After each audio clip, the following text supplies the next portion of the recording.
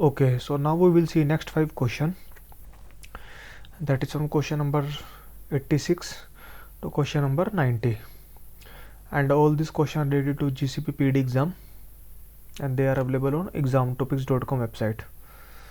So question number 86, you have an Apache Kafka cluster on premises. So as I told you earlier, while reading the question, try to find the keywords, which keywords are important, because if we easily find the keywords, we can easily eliminate many options, and there is a high chances that like we can mark the correct answer in an actual exam.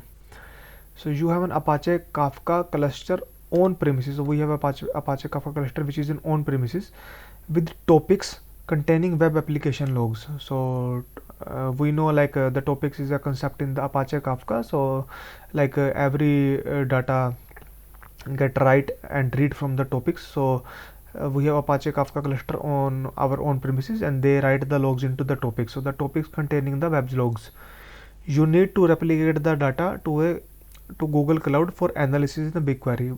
Like these currently in our own premises, we want these data, that is from the data which is on the topic now. We want these data on our Google Cloud.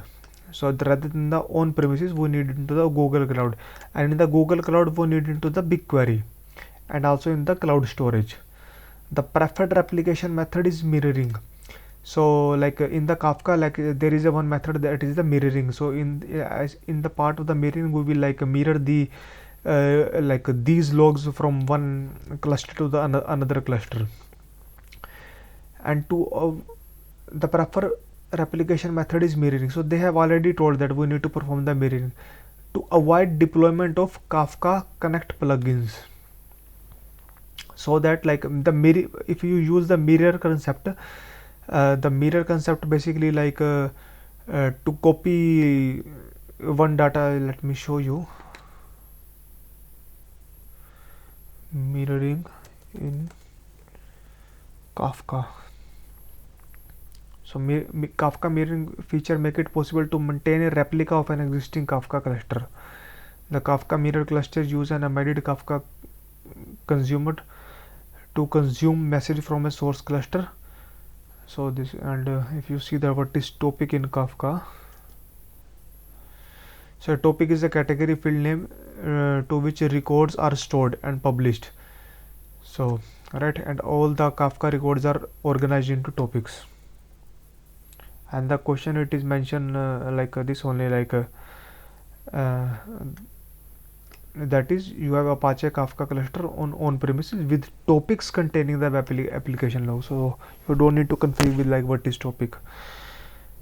Now they told that rather than like use any kind of connectors, like perform the mirroring concept. So connector means like we have like so many connectors available, so we can connect some plugins into our own premises with the Google Cloud, and we can like use some transfer service technique or connector by transferring the data to from on premises to the Google Cloud. But they told that we don't have to use these connectors, we have to use the concept of the mirroring.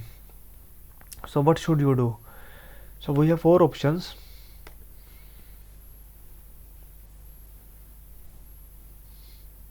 Deploy a Kafka cluster on Google Kubernetes Engine VM instances. They told that do one thing, deploy a Kafka cluster on the GCE, that is create a VM and then deploy a Kafka cluster. Configure your own premises cluster to mirror your topics to the cluster running on GCE. So they told that now one VM is we have created on the Google Cloud. Now do one thing, configure your own premises cluster and perform the mirroring into the VM which is on the Google Cloud. Now the data is on the Google Cloud virtual machine. Now we need to store into the Google Cloud Storage BigQuery. Now simply use the Data Pro cluster or data flow to read from Kafka, that is which is on the Google Cloud, and write into the Google Cloud Storage. So that looks perfectly okay. So other option is deploy a Kafka cluster on GCE. Okay, fine. We will create a VM and then deploy a Kafka cluster with the PubSub Kafka connector configured to a sync connector, and use a Datapro cluster to read the data from the Kafka. So this looks okay. Like use a Datapro cluster or use a Datapro or Dataflow jobs to read the logs from the Kafka and write to the GCS. And we need to create a cluster on the VM. But what is this? Like with the PubSub Kafka connector configured as a sync connector. So they told that just create a cluster and add some PubSub connector so that like it will read the data from the Kafka cluster and put into the PubSub, and then PubSub will automatically like take the data. The Dataflow jobs will automatically take the data from the PubSub, and then we can write to the GCS. But where is the concept of mirroring? If we, because data is on our own premises, right? In this step, in option number B, nothing is mentioned about like how we will put the data, how we will perform the mirroring on the Google Cloud. That everything is mentioned like we don't need to touch even on premises. We only need to do all the things, all the operation on the Google Cloud. So this is wrong. They told that just create a cluster on the cloud and create a like do some PubSub connector and use Dataflow jobs. If we do everything like this, where is the logs? We have not put any logs. So option B is wrong. But in option number A, we put the logs here first. That is by performing some configuration in the on premises and performing mirroring concept. So option B is wrong. Now C and D. Deploy the PubSub Kafka connector on your on premises cluster. So they told that deploy the PubSub Kafka connector on your own premises. But I think in question it is mentioned we need to perform the mirroring. We don't need to use the concept of the connector. We need to use the mirroring. So option C is eliminated. Option D says that deploy the PubSub Kafka connector. Again the Kafka connector like we need to deploy rather than the concept of the mirroring. So option D is also, so one option left, that is the option number A. So if we go to the discussion tab, so most of the people say A, but there are few people like who also said D, but A is the correct answer. Question number 87. You have migrated a Hadoop job from on-premises cluster to Datapro and GCS. Okay, so we have migrated some jobs.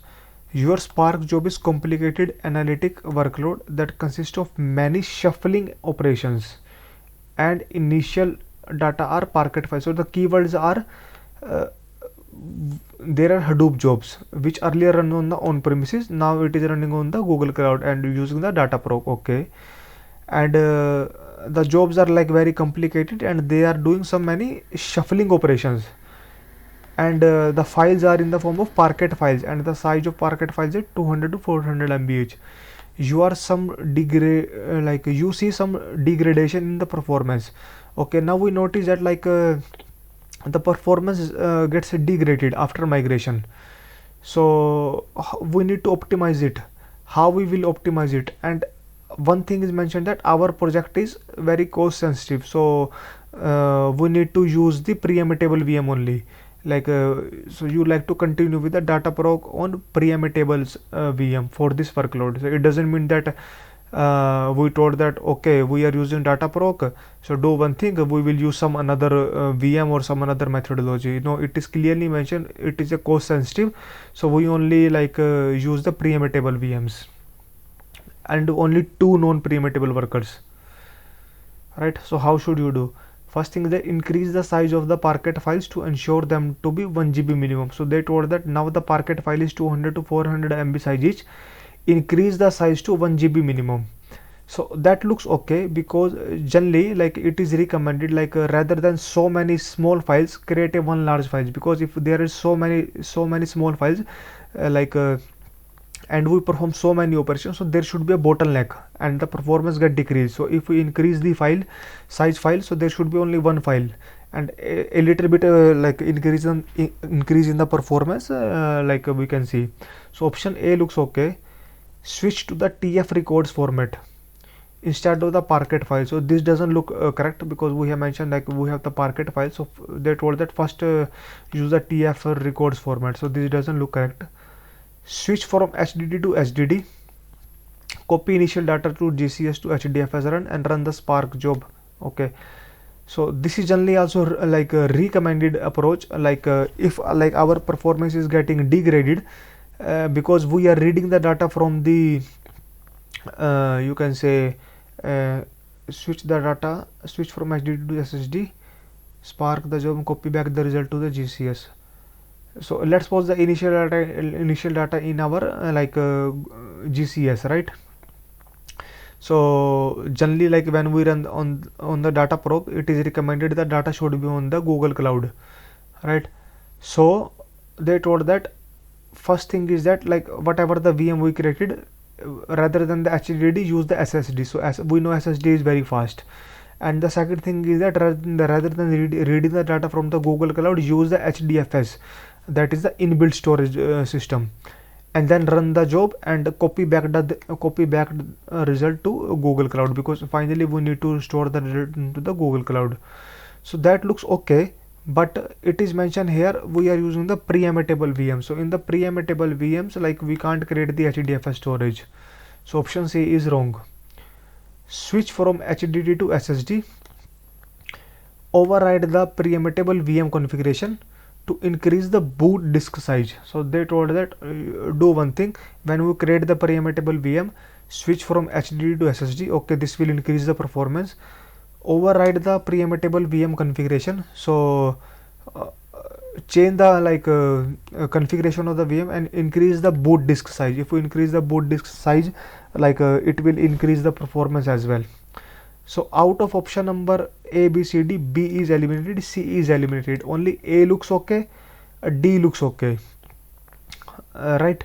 So though it is mentioned here like it is cost sensitive, but we are not increasing the cost. Yes, we are changing from HDD to SSD, so a minute cost will be increased, but here it is mentioned that like your organization is cost sensitive, so you need to use the pre-emutable VMs. So we are not changing the pre-emutable instance to non pre-emutable instance to to some another 1 minute on the pre-emutable. So we are not using any other VMs, or we are not increasing the workers, right? So we are just changing HDD to SSD. So if you go to the official, so correct answer is option number D rather than the option number A. So let me show you. So here, so this is the data proc only. So this section optimized way to where the better performance to reduce the cost. So if you read the whole section, it says that if you need better performance and reduce the cost for the Spark jobs, and the same thing we need to perform, that is the Spark jobs, that is the data proc, and we need the low cost and the better performance. All right. So what option suggested? So they told that rather than using the small files, use the large file. Okay, that is option number A. Okay. Second option, that switch to SSD disk. If you perform many shuffling operation, it is always recommended to switch to the SSD to boost performance. And in question, it is clearly mentioned we are performing so many shuffling operations. So that's why we are selecting out of A and D. D is much recommended. And if you see one more option, that is the use of pre-emutable VM. Okay, we are using the pre-emutable VM only. As a default pre-emutable VM we created with the smaller boot disk size, you might want to override the configuration if you are running shuffle heavy workloads. So again, we can change the configuration of the pre-emutable VM, and in the option number D it is mentioned that change the configuration of the pre-emutable VM to increase the boot size. And also because we are performing so many shuffle operations. So wherever the shuffle operation is like we are doing, it is recommended to change the configuration, and it is also recommended to change the SSD. So that's why like out of A and D, like the D looks more relevant. So they told C, so C doesn't look good. Option number D is okay. So though like this person told A, and like most of the people like upvoted 22 times, but if we see like other people also said D, and they also got like up 10 times upvote, 8 times upvote. So I am going with the option number D. So D looks more relevant. Question number 88. So question number 88, like some few options are missed here. So let me go to the some of the other website. Like the similar question is there, and with all the options. So your team is responsible for developing and maintaining ETL in your company. Okay. One of your data flow job is failing because of some errors in the input data. Okay.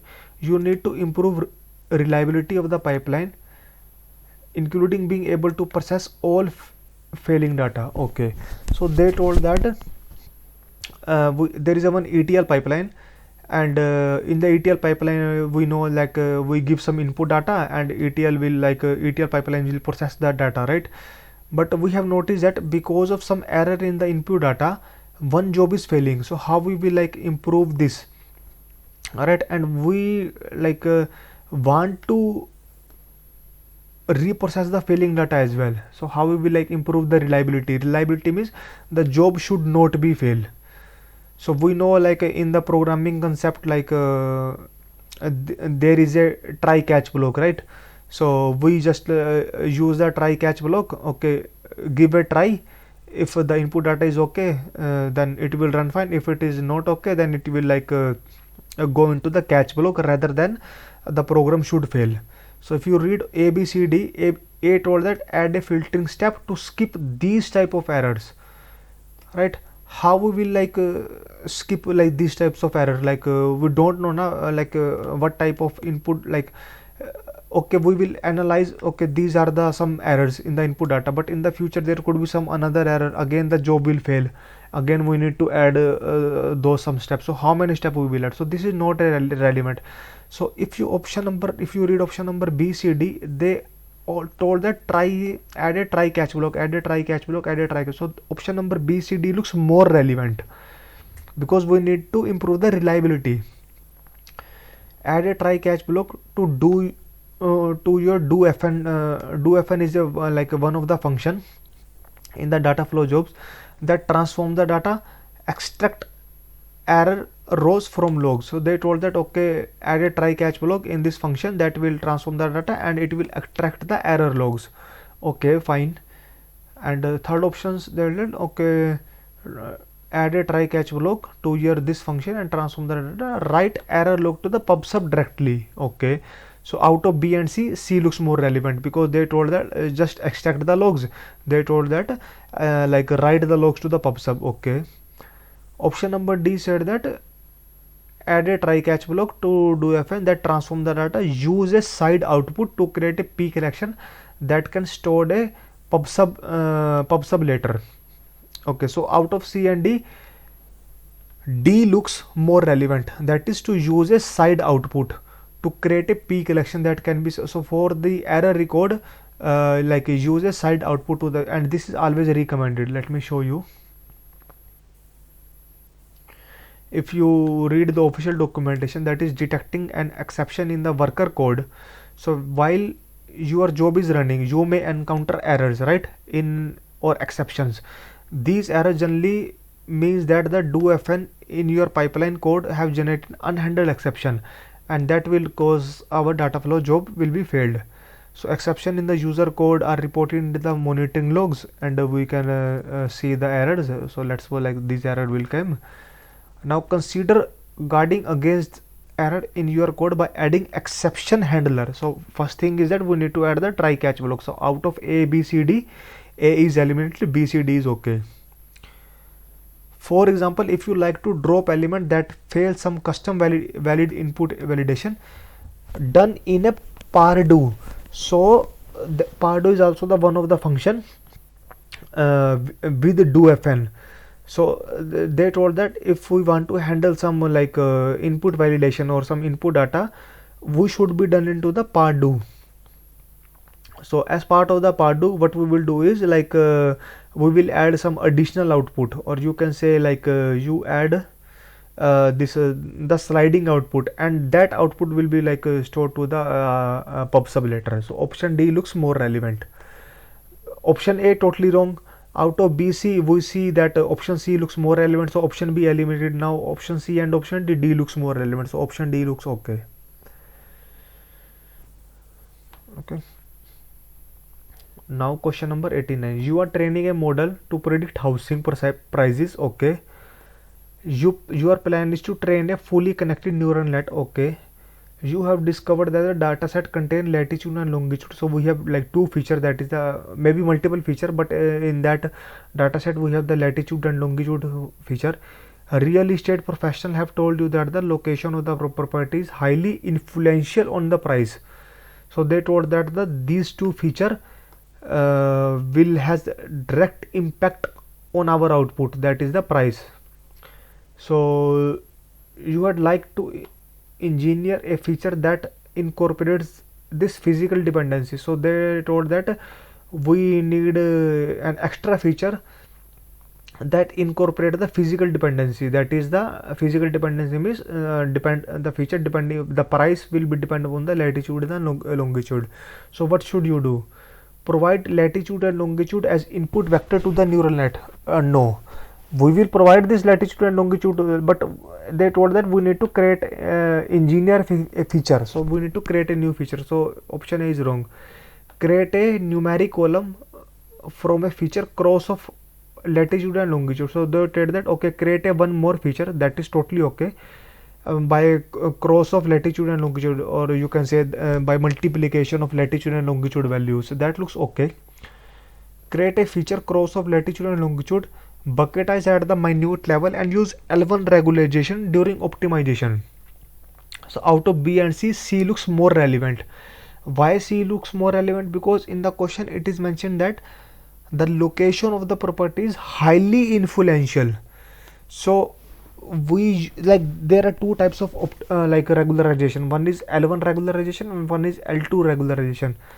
So during the training process, if we want our model to put some more weight on some feature, then we always use the L1 regularization. And if we want our model to like to balance the weight across all the feature, then we will use L2 regularization. So here we want more stress on these two features, so that's why we will use the L1 regularization rather than the L2 regularization. So we will create a new feature, but we will like use the L1 regularization method. So option number C looks correct. They told option number B, which is wrong.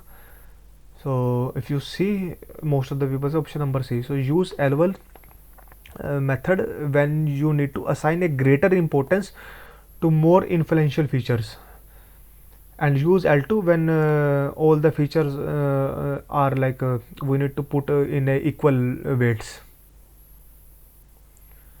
So option number C is okay. Question number 90. You are deploying MariaDB SQL database on GC EVM instance. So MariaDB is like one of the relational database, like which is developed by the SQL developers only. So we have like deploy the MariaDB onto the some VM, and we need to configure the monitoring and alerting. Okay, you want to collect the metrics include network connection, disk input output, replication status from MariaDB with minimal deployment effort, and use stack driver for dashboards and alert. Okay, they told that we need to collect all these metrics, right? And when we need to like display the metric using dashboard. So what should you do? And the effort should be minimal. Install the Open Census agent and create a custom metric collection and application with a stack driver. This is wrong, because they told that okay, install this agent, this Open Census agent. Okay, definitely this agent is okay, like we have so many agents, right, which will like fetch the metrics. So this okay, they told that, but create a custom metric collection of whatever the metric we want rather than like getting everything. So this doesn't look good. Second thing is place the MariaDB instance in the instance group with a health check. So this is totally wrong. There is no concept of doing the health check whether the DB is up running or VM is running. So we want the logs. It doesn't matter we want the just like what is the disk input output, what is the CPU usage. So we want all these logs. So B is wrong. Install the Stackdriver logging agent and configure FluentD in tail plugin to read MariaDB logs. So they told that okay, install Stackdriver logging agent which will read all the logs, which will log everything, and we will use the FluentD. So FluentD is like one of the, you can say, tool which will read the logs. So it is basically a unique tool, or you can say the global tool. So it can read any kind of logs. So and then we can read the MariaDB logs. Okay, so C looks okay. Install the Stackdriver agent and configure the MySQL plugin. So they told that okay, install the Stackdriver agent, and rather than the configuring the FluentD, we will configure the MySQL plugin. So MySQL plugin is also looks okay, but out of C and D, C looks more relevant to me because FluentD is a global, so it will work with every kind of logs. Alright, if you see the FluentD, so FluentD is a cross-platform open source data collection software, right? So which will collect the data. If I show you images, so what any kind of log like the Apache log, let's suppose the Apache is sending the XML log, so it will read the XML logs as well. Let's suppose your application for internet backend is sending the JSON log, so it will read the JSON log as well. Let's suppose the system log is in some text file, so it will read the text file as well. So Fluent is a common application which can read any format of logs. Otherwise we need to design any application if the XML log, we need to design the application in such a way that it will read some XML logs. If it is JSON, then we need to write the code in such a way that it will read the JSON log. So that's why we will use the FluentD. So out of this FluentD is more relevant here because it can read any kind of logs. So out of option number C and D, option C is correct. So but some people says here option D, option A, and but option C most these people say option number A and upvoted 8 times, and these people also say option number C upvoted 8 times, but option C is correct. Option A is not correct, that is to install the open census agent and create a custom metric. No, this is not correct. Option C is much relevant out of all the 4 options. Yeah, that's the end of the video.